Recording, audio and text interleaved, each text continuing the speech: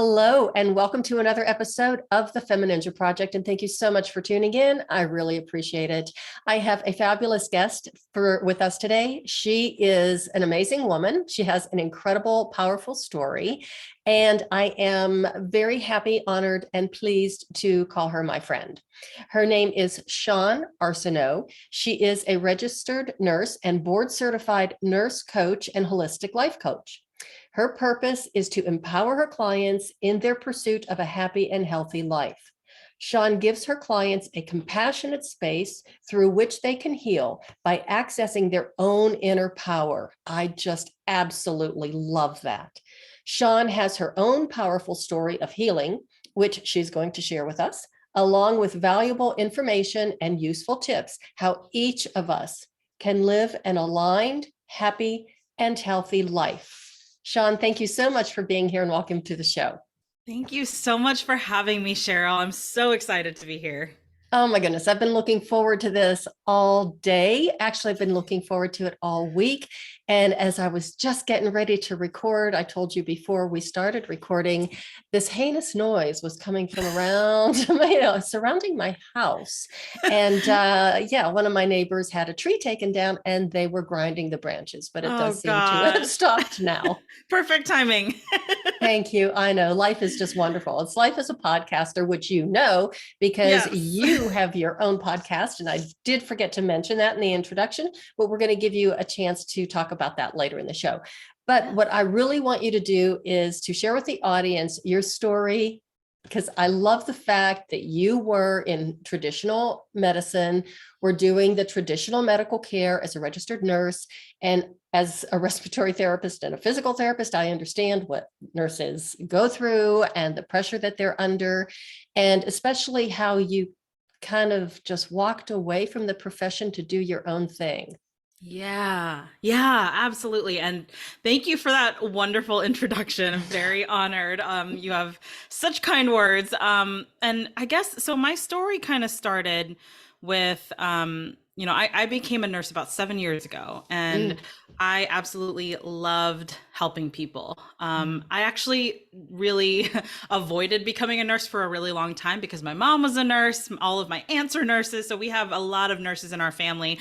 And for some reason, college version of me was really wanting to rebel and not become a nurse because I was like, I want to do something different. And Mm-hmm. so I pursued a little, a couple of other different things, but everything kind of came back to this idea of helping people. And Mm-hmm. I was kind of always that person that people would go to for help. Mm-hmm. And nursing just kind of spoke to me. And after speaking with my career counselor, I really decided that this was like the best path for me. So I went to nursing school, had a hard time in nursing school. Nursing school is pretty grueling. Mm-hmm. And then right after nursing school, I started in the pediatric emergency room. And Oh. so I've kind of worked in different hospital settings, pediatric Mm-hmm. emergency room, oncology, and after working in different healthcare settings within the hospital, I found that I wasn't connecting with my patients Mm-hmm. in the deep and inspirational way that I really wanted to. Mm-hmm. And then I was also getting super burned out at the bedside, like I was Yeah. just experiencing all of these different little tiny like secondary traumas that nobody prepares Mm-hmm. you for whenever you enter into a Mm-hmm. setting like that. Mm-hmm. And so after a while, I decided to leave the hospital setting and go Mm-hmm. into more of a clinic setting. Mm-hmm. And Mm-hmm. still it was just a lot of the same, just in a different place, in a different, Mm-hmm. it wasn't at the bedside, but it was still the same. Mm-hmm. um and after a while, I found this certification program called the Nurse Coach Collective. And Mm-hmm. they were talking about nurse coaching. And I was like, what is this? Like, I've never heard of this before. This has to be a Yeah. scam. like, Yeah. so I decided to sign up and get on a call with one of these nurse coaches. And the way that they talked about this field of nursing, it's a newer field of Mm-hmm. nursing. It hasn't really been around for that long, but the way that she talked about it, the way that she described her Mm-hmm. own practice, the lady that I talked to on the phone, her own practice, and how she really connects with her patients Mm-hmm. and her clients, and also is able to live her life in a way that she like truly wants to, without being burned out, without being Mhm. exhausted and overworked. Mhm. It felt like a dream, it Mhm. felt like the dream job. So that's kind of what's brought me here to Mhm. my job today and what the work that I do as a nurse coach now. So basically, what you're saying is that there are no 12-hour shifts or double Yes. shifts. You get to set your schedule. You get to have a break and go to the bathroom when you need to. Yeah, Yes. all of those things that you really cannot do when you're working in the field as a, clinical nurse or any of the other professions. It's just boom, boom, boom, boom, boom, and you don't have time to Mm, get to know your patients. And right. what really impresses me, not in a good way, is that you did pediatric emergency room, which Hmm. is very traumatic, as a human Hmm. being to be able to witness those things. And Yeah. nobody prepares you for that. And not only do they not prepare you for that, but after the event is over, there's no way to be able to vent. And Yeah. the hospital doesn't provide, like, okay, let's sit down and talk about this. They don't, Yeah. you know give any kind of post trauma care to the caregivers. Yeah, no, absolutely. I am remembering a story that came up for me as you were talking about that. And while I was working in that setting, Mhm. I was a new nurse. I was a baby nurse, and Mm. I did not have any kind of context as to how to approach like trauma situations. I mean, we have Mhm. training and stuff like that, but there's nothing like actually being in the moment. And they Mhm. have debriefings afterwards, but it's not nearly Mhm. as supportive as it should be. Mhm. There was one patient that I had in the pediatric ER where it was a 3-month-old baby, and I think they were in a car accident or something like that. It was the 3-month-old baby, and then two parents, Mhm. and I ended up having to do CPR on the baby. Mhm. I'd never done CPR on anyone before. That was my first patient that I had done CPR on. Was a 3 month Whoa. old. Yeah. And in the moment, the adrenaline's rushing, and Right. I'm doing the CPR. I'm like in the code. I work really well under pressure, so that part Mhm. didn't really bother me. But it was afterwards when I had to process the fact that like I was just trying to bring a baby back to life, and like how on earth am I supposed to process this? So Exactly. like I went to the bathroom for a few minutes and Mhm. bawled my eyes out for Mhm. as long as I could, and then had to put myself back together and go back out there and see my next patient. So it was really strange to Mhm. have experiences like that and not have the support that I needed, Mhm. and just see, now that I've left the healthcare setting, see so many other nurses experiencing the same thing. Right. When I was a respiratory therapy student, and I was at the college for 2 years doing the prereqs, and then we're at this huge, huge teaching hospital in the middle of Pittsburgh for 2 years. And there were only 20 of us as Yeah. students. So when we were going through things that we didn't even ever expect, it was like, I never thought this is what I was going to be doing. We would Yeah. support each other. So at least we had that, oh my God, this happened to me. And, so we would share each other's stories and we would support each other. And then once we got out into the field, it was like, you're in it now, you're a professional. Hmm. And I did work at a children's hospital, actually in Arkansas. I worked there for a year. And that was toward the end of my career, my respiratory career. And they were very good about giving support, about supporting the staff. But Mm. in my other job working with adults, we would have like core briefings. Like if we had a core zero and if things didn't go well, we would have a meeting afterwards where all the professionals would come together and talk about what happened, what we could have done better, what we did do well. And the only time that there was that emotional support was when we had a patient in the psych ward who unfortunately in the hospital committed suicide. Oh, And of wow. course, the resuscitation team, we think, oh, this is a false alarm. And then we come into that. And it was a few days later that they had, but of course, it was the psych ward. So they Mm-hmm. understood what the staff, was going through in experiencing that kind of trauma. But people don't understand even Yeah. just a normal day in the life Hmm. of a nurse or somebody who's on the front line, what that's like for that human being inside going, no, I didn't expect I would ever have to do this or see this. Yeah, exactly. Yeah, I was just talking with um another nurse coach of mine who I interviewed on my podcast, and she was, we were talking about kind of like the secondary PTSD that healthcare workers Mhm, experience mhm, inside the hospital setting. And there's just something so not not right about, like, for me, whenever I would have patients pass away on the floor, after moving from pediatric ER, I went to mhm. oncology in the hospital. Oh boy. And Yeah. I had several patients of mine pass away, and there's just something really unnerving and really just wrong about, like, having to put someone in a body bag and then walk into the next room and be like, "Hi, I'm Shawne. I'm going to be your nurse tonight." Like, I don't Right. know. It's just, It's yeah. surreal is the only word I would be able to describe it. And, that's what finally got me out of respiratory therapy was I just couldn't take it anymore.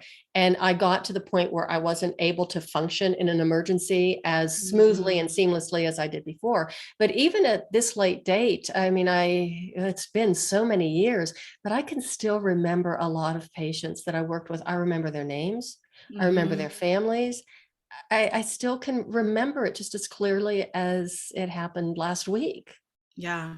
Yeah, I remember every single one of my patients that has passed Mhm, away, and it's just mhm, like, that there's it's weird because, we're in the business of helping people. And mhm, one of the things that I do is I help people heal, right?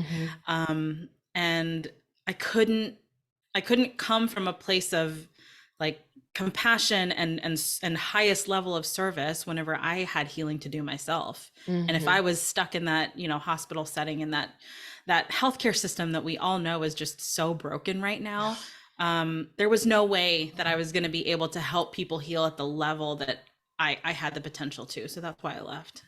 So how long did you work in that setting? In the oncology setting, or just overall in the hospital? In the hospital as a traditional nurse? So I would say about 5 years.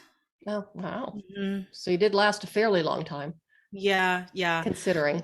About 5 years. And, there was this whole level of guilt, I think, too, that I had whenever I was leaving the hospital. Like, Mhm, I've only done 5 years. There are people here who have been here 20 years and they're still suffering through it. Like, I should be able to mhm, suffer through it. And I mean, that mindset was really tearing me up too, mhm. because I was the unhealthiest I had ever been whenever I was working at the Oh, hospital. I was working night shifts, 12-hour oh. shifts back to back. I mean, sometimes it would turn into 16-hour shifts. Mhm. So it was all over the place for me. Yeah, those 12-hour shifts are a special form of hell. Yeah. And punishment, not only for Yes. the healthcare provider, but those poor patients who get you after hour number 10 was when it was like, I can't do this anymore. I'm on autopilot. I just want to Yeah. go home and I can't believe I have to do this again tomorrow and be here at 6 a.m. Yeah. or Yeah. 6 p.m., the night shift. I can't, oh, couldn't even imagine. So bless your heart. Congratulations. You took yourself out of it and you got yourself into a much healthier environment for Yeah. yourself. Hmm. So Yeah. how did that come about? And what was your healing like? Yeah. So my healing journey really started whenever I was a baby nurse. I had all this stuff happen to me, and because I was conditioned to just kind of, you know, be a professional nurse. And the reason I went into this profession is because, it was a stable Mhm, career. I knew I was always going to be taken care of financially. Everywhere needs nurses. So I knew I wasn't going to be out of a job at all. And then, but that work ethic didn't really carry me through, because mhm, all because of all the stuff we talked about earlier, right. with the things that I experienced, the things that I saw. Sometimes the culture in different units that I was in was really toxic. And so Mhm, a lot of different things kind of compounded to form this version of me that felt really broken. I felt mhm, like I wasn't good enough because I was never, like, you know, I was never able to come into work enough for my employees, for my employers. I was never able to help my other nurses enough because I was too busy doing my own stuff. And then, you know, especially whenever a patient would pass away, I felt like I didn't do enough to save them, you know? And so I internalized all of that, all of those experiences.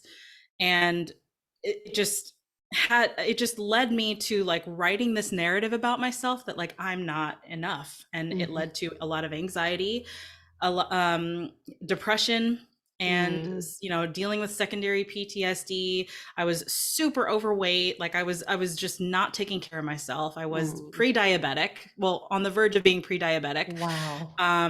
And so that was, I think, my wake-up call. You know, whenever I went to the doctor, and you know, diabetes runs in my family, and she kind of told me that my blood work was trending that way, and she immediately wanted to put me on medication.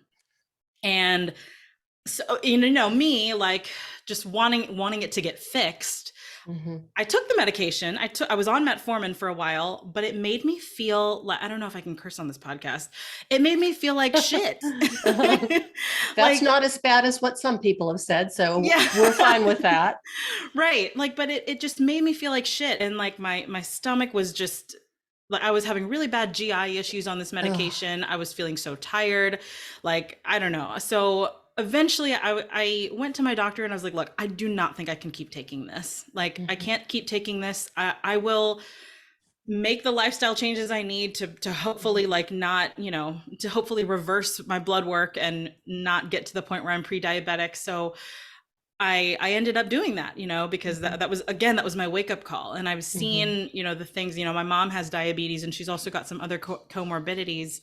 And that's kind of, I don't want to get to that point where I have to manage all these other different conditions. And I realized that I had to start really taking like my own health and my own life and my own mental well-being in my own hands. So I started, you know, eating really healthy. I lost some of the weight. And then once I got myself physically healthy, I started to work on, you know, on my mind.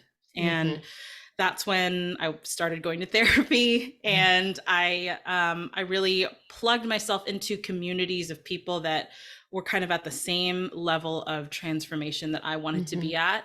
And that's honestly one of the things that brought me to nurse coaching is, you know, this program was described to be a transformational one from the inside out. And that is exactly what I experienced while taking it. And so as I've gone through this journey of becoming a nurse coach and helping others in this way, I've just discovered profound healing within myself. I'm constantly unlocking different aspects of myself that I felt I kept hidden because I wasn't addressing all of the stuff that was piling on top of it, you know?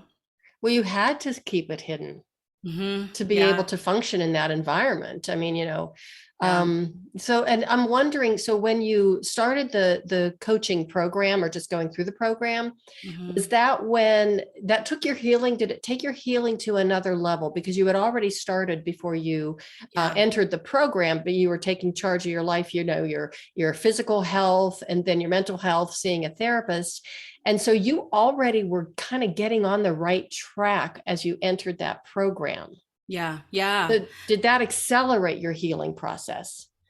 100%. Yeah. And it's funny because I went into the program not really knowing what to expect. I thought it was just going to be a whole bunch of online lessons and maybe like a test later on. And I know we had to do some coaching hours, but I had no idea the power of like, you know, in some of these lessons, all it would take was just one powerful question for me to reflect on. And it just like unlocked all of these things that kept coming up to the surface. And so, yeah, even though I was on that track to kind of, you know, I was on my own healing journey before I even started the journey to become a nurse coach. I think that course in particular and opening myself up to this world of other healers who have a like-minded approach to healthcare the way that I do. And all of these people, this community of people all have the same mission. We all just want to heal the world, right? We all just want to get people healthy, to help people on this deep inspirational level. And it really did, I think, accelerate my own healing Mhm. journey. It put all of my demons right in front of me and had me Mhm. face them. But Mhm. I felt safe because I was Mhm. surrounded by people who could support me and who could hold my vision for me, if that makes Mhm. sense. Yeah, and that was one of the things I was thinking of when you said that, placing all of your demons right in front of you, and I'm like, "Ooh, that kind of could be a scary process." Yeah. Yeah, it totally is. And I'm not gonna lie, the entire time I was taking that course, I mean, I was scared the entire time Mm, because they don't teach us this kind of stuff in nursing school. You right, know, of this is course not. not, yeah, Right. this isn't exactly what I'm used to as a nurse, but it's what I always wanted. Like Mhm. from the beginning, whenever I became a nurse, like this was the purpose, to dig deep, to heal myself and to help others heal. So, how long was your program? The program that I did was 7 months long. Okay. And now I'm sure the listeners are thinking, like, okay, what does this look like if I wanted to hire you or hire a nurse coach? What does the process look like? Yeah. Oh, wow. Well, it looks different for every nurse coach, right? We all Mhm. go through the same training program. We all get the same amount of, we all took the same board certification exam, but it looks different for every nurse coach because we can all specialize in different things. Okay. The way that I like to work with people is I like our community is very what's the word, philanthropic. Like we just Mhm. like to give, and we like to serve. And it's not, I don't know, in other coaching spaces, like I've just, there's been this icky feeling of like salesy and like, just Mhm. getting people's money, and it's not really about the client, or it's not about the person or the human. um that's not what nurse coaching is. I We, just want to interject yeah. because what you did was you just described a typical personality of somebody who does go into nursing. It's not because of the salesy or the making the money. It's for to be of service, to be helpful, to be Yeah. able to, be a part of someone's healing journey, and to be able to be that kind of person that can hold the space and be compassionate as they're Yeah. giving care rather than, this is the diagnosis, this is the treatment, this is the medication. And, yeah, it's a completely Exactly. different way of approaching things. Yeah, yeah, and that's kind of bled into the coaching world, I think, too, because we have that sense of compassion. We have that Mm. sense of like really connecting to another human being. I mean, we're the first people that our patients see in the hospital. Like the doctor doesn't usually come in until, if ever, until way later for like 5 minutes. And That's then great. I love that. Oh. yeah, but like, so the way that I like to work with people, and many other nurse coaches are like this as well, is I usually offer a set amount of just free service to Mhm, anyone, anyone mhm, who feels like they resonate with me. Um, and so if I can serve someone really powerfully in 2 pro bono sessions, mhm, and change their life, that's really like, that's the beauty of this work. Is I don't need the money. I don't need the prestige or whatever it is. Like mhm, I just want to help people. And so that's mhm, that's how I start working with people. Is I mhm, offer 1 to 2 free sessions based on need, and then it kind of just depends on what your goals are and what you are wanting to accomplish, mhm. um, for me to tailor my work with them. I usually work with people from a time span of between 3 to 6 months. So Okay, great. I mean, typically when somebody contacts you, do they have any idea what they're asking for? I mean, yeah. it's like, okay, I've got this problem. I've gone to these other practitioners. This is where I'm at right now. I'm at my wit's end. Can you help me? Is that your typical client, or do you have like a variety of different, you know, requests, let's say?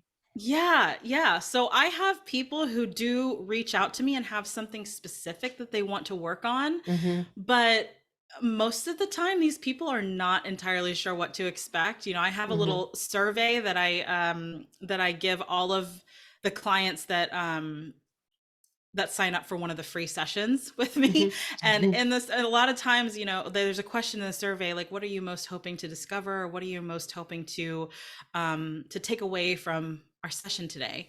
And a Mhm. lot of times people are just like, I'm not really sure, but this is kind of what I'm struggling with right now. And I would love some Mhm. support. Mhm. I reach out to a lot of people, like, if I make like a post on Facebook talking about a problem that I've had, Mhm. something that I've struggled with, people will comment and message and things like that. And sometimes if they are saying that they struggle through the same thing, I'll offer Mhm. to get on a free session with them to help support them Mhm. through that. And a lot of times it'll unlock a lot of other things that they want to work on. So Mhm. really, my discovery sessions are just a place where someone can Mhm. explore. Like, there's no agenda. Mhm. um yeah, it's a beautiful space, I think. Mhm. And sometimes you just need to scratch that surface a little bit to, all the, as you said, the demons come flying out. It's like, oh my gosh, where did that come from? Yeah, exactly. And now I pulled a quote from it was either your not your podcast, either your website or from LinkedIn. I can't remember, but it was just so beautiful. I wrote it down. I even wrote it down in red. Yeah. And hopefully I can read my own writing because, as I've told you before, sometimes it looks like I write with my feet. Good for my feet, but bad for me trying to read it later. Right. So this is just so beautiful. We all deserve to thrive in this life with freedom and a vibrant love for ourselves that spills out into the world around us. And what I really want to highlight is that vibrant love for ourselves, because that is something that we struggle with. I think, especially as women, we struggle mightily with. And Hmm. I think that we were all born with that, inherent self-love and self-respect. But life, society, school, maybe parents, what other influences just kind of suck that part of us right out of us. Yeah, it's weird. As you were reading that, I don't know, like, I sometimes I forget that that is on my website. But Hmm. as I was writing copy for my website, Hmm. I was just trying to tap into, like, what is my message? Like, what do I Hmm. want to tell people? Because this is something that quote that you took from my website is something that I had been working my whole life to realize, is that we Mm. all deserve that. We all Hmm. deserve to love ourselves. And it's just so crazy how you were talking about, like, all these external things, society, our Yeah. past, other people. Like, Oof. it's just it's crazy that we let Hmm. external factors determine our own self-worth. It is crazy, but we just keep getting bombarded with it. And I think that's what the Yeah. problem is. So, what we have to do is, counteract that negative bombardment with positive, positive feedback for ourselves, positive affirmations, and just Yeah. looking at ourselves in the mirror and say, girl, you got this. You really are beautiful. You're fabulous. You're smart. You're intelligent. One day I sat down and I came up with as many descriptive terms that I could that were positive to describe myself. And I was kind of shocked. It was like, Yeah. wow, hey, that really is me, So Yeah. definitely give that a try if you're listening to this episode. It really is powerful. Yeah, the visual that came up to me was, as you were saying that, was, it's like we have two different, like, radio stations on, Mm, and turning up the volume to the radio station that's inside. We have yeah. we know what we love about ourselves. We know the good things about ourselves. It's just we have to turn up the volume a little bit. Hmm. Hmm. And how many times that little part about of ourselves that we really do love, other people are knocking. You Yeah, know what I mean? exactly. Yeah, it's like, well, why do you think like that? Why do you do that? Yeah. So Yeah. sometimes we just have to ignore the naysayers and Mhm. just tell them to shush, be quiet and go Yeah, away. So exactly. a few other things that I wanted to mention, and because this is kind of funny. Yeah. And you were talking about, okay, your mom was a nurse, your aunts were nurses and stuff, Mhm. and nobody tried to talk you out of going to nursing school. No, everyone tried That's to talk me really, going into nursing school. wow. That's really, really amazing because, Hmm. yeah, I thought that maybe it would have been the opposite because I don't think nurses were treated that much better back in their time, but maybe they were, No. maybe maybe it was a little bit different. Maybe it was a little bit more compassionate because when I started my respiratory therapy career, I graduated, oh, I hate to admit it, but in 1978. Hmm. And of course, it was still stressful and it was a lot of work and, it was a lot of trauma, but they were focused more on patient care Hmm. and giving care rather than racking up numbers and productivity. And, I remember when the changes started coming and I thought, this is really not very humane. Yeah, yeah. I think you're right. I think it was a different time.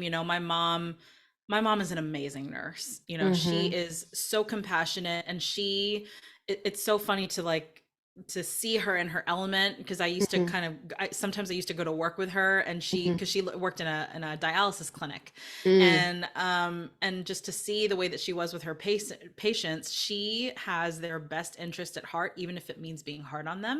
mm-hmm. Sometimes dialysis patients, they have really their lifestyle doesn't support them getting better.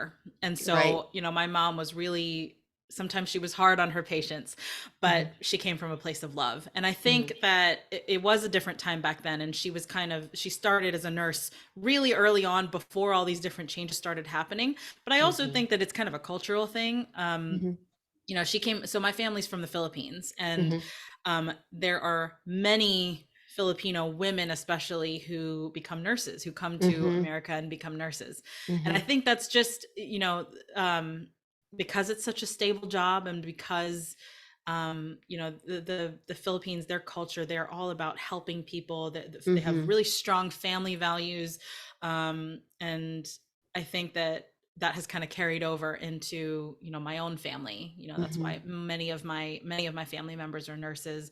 And I didn't want to rebel because I didn't want to be a nurse. It's just, whenever somebody, like when you're a kid and your mom or dad tells you to do something, and your Uh-huh. immediate thought is like, no, I don't want to do Right. that. Right. That's kind of what my brain told me whenever my mom was like, you should be a nurse. And I fought against it for so long, but I see why nursing is such a rewarding profession, because we do get Mm-hmm. to help people in a way that, I think higher levels of healthcare professionals, like, and I don't even want to say higher levels, but um healthcare professions that involve much more schooling and training, like Right. physicians and physicians assistants and nurse practitioner and stuff like that.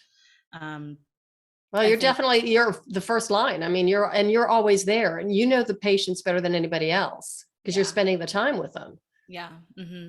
So, okay, the other thing that I did want to ask is do you work in conjunction with other alternative caregivers, alternative medical providers? So, for example, do you have a network of other like, nutritionists or acupuncturists or other services? Do you have that type of a network?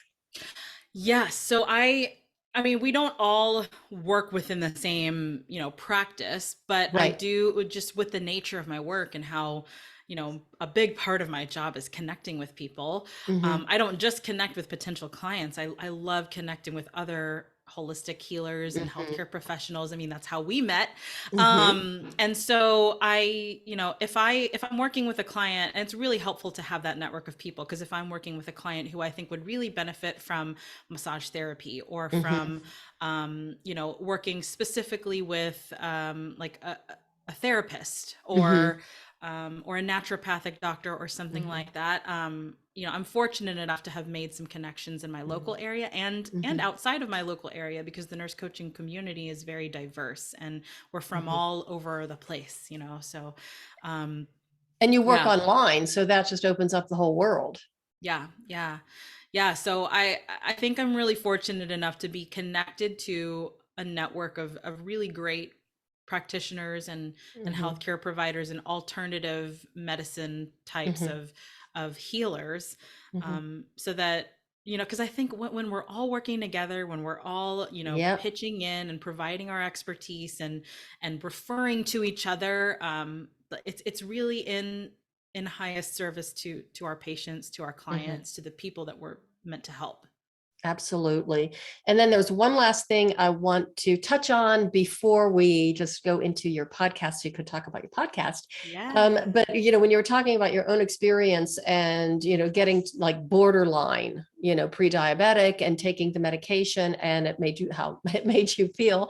Um, the point I wanted to make is that medication, I mean, sometimes you need it to get over a Yeah. hump. You need it as a crutch, you need it as a support system, but to always understand that all medication has side effects. Yeah.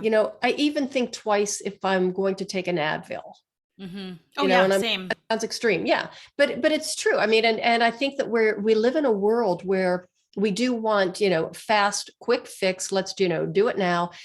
And doing it the natural way takes time, it takes effort, but it's so much more empowering Yeah. to Yeah. understand your body and to have that much intimacy with your own health. So if you wanted to talk about that, because I know a lot of people, once you start taking a medication, you have a side effect and they give you a medication for the side effect. And then, oh, well, there's more side effects. So we're going to have to take this. And I mean, I found myself in that situation, Yeah. many times. It's like, wait a minute, I'm not a chemistry set here or a chemistry Right. experiment. So, Exactly. Yeah, I love what you said there is that, obviously there's a place for medication. mhm, Medication is an advancement in our society that I think is so beneficial in so many mhm, ways. However, you're right. Like I think that um there's always a root cause, mhm, and medication doesn't fix the root cause, it just puts a band-aid over it hides whatever it is. mhm, And if we can start looking at things from a perspective of, okay, what's the root cause of this, and go mhm, deeper and try um to figure out like what the root cause is, mhm, we have a better chance of living life without having to rely on all the medications, because some of these mhm, medications may not be necessary. Like, yeah, it gives you the instant gratification of relieving some symptoms maybe, mhm, but I don't know, I think disease always comes from one place. It's just a mhm, matter of having to find it. And mhm, not everyone is going to have that same place that the same disease originates from. mhm. So yeah, I love the point that you made Yeah. there. And I just want to emphasize, I was looking at the show notes again, trying to read my own handwriting. And it was like, okay, so that's a space, a compassionate space through which they can heal by accessing their own inner power. And a lot of times that comes Mhm. from having that sense of knowing that you can take control of a situation, that maybe instead of going down that, medication train, that you can stop Mhm. the train and go deep inside and try and find our bodies just want to be in homeostasis. They want to heal. Yeah. And they know how to heal, but if we cover it up with different band-aids here and there, you're just making more of Yeah. a mess. Yeah. Yeah. 100%. I love Yeah. what you said there. It's just a more empowering way to look at health and wellness, and Yeah. instead of this thing that you have no control over, that you're always Right. looking to the doctors and the Right. experts on. Really, the expert of your own health and wellness, of Mhm. my own health and wellness, is myself, is yourself. Mhm. Absolutely. But just to tag on to that a little bit more or expand upon that, once you do have that kind of understanding and inner strength and empowerment Mhm. and self-awareness of what's going on with your own body, when you do have to consult with a doctor or a medical Mhm. professional, you have a whole uh, treasure trove of information that you can share with them to say, this is what's going on. This is what I'm doing. This is what's working. This is what's not working. This is what's happened before, rather than going, help me. Yeah, exactly. Yeah, Hmm. because I think the healthcare worker patient relationship works so much better when you Hmm. are on a level playing field. Like, yeah, sure, like healthcare professionals have the knowledge, the scientific knowledge, but Hmm. if I'm sitting across from a patient, I don't know, like there are so many lifestyle things that can be contributing to what's presenting in front of me that Right. I may not be aware about. So if Mhm. if we can provide an equal amount of knowledge to each other on the science end and on the personal end, um, it just makes for a bigger opportunity for healing to occur, Mhm. and just satisfaction on both ends. Yeah, absolutely. Okay, so now tell us about your podcast. Yes. So my podcast is called Aligned and Well. I had the Mhm. pleasure of interviewing you on my Yay. podcast several episodes ago, but my podcast really started as just I honestly don't know why I started my podcast. I just felt like I had a message that I wanted to Uh-huh. send, and I wanted to have people on that were inspiring, that were in the holistic healing Mhm. realm, because I feel like there's not enough information out there. We were just talking No, about right. patients becoming more empowered in their own health and their own wellness, and I think that also comes from exploring alternative ways to Mhm. to receive medicine, rather than just the kind of the typical Western model of healthcare that we have here in the US. And so I bring in a lot of really great resources, and people to interview, from like holistic physical therapists like Mhm. you, and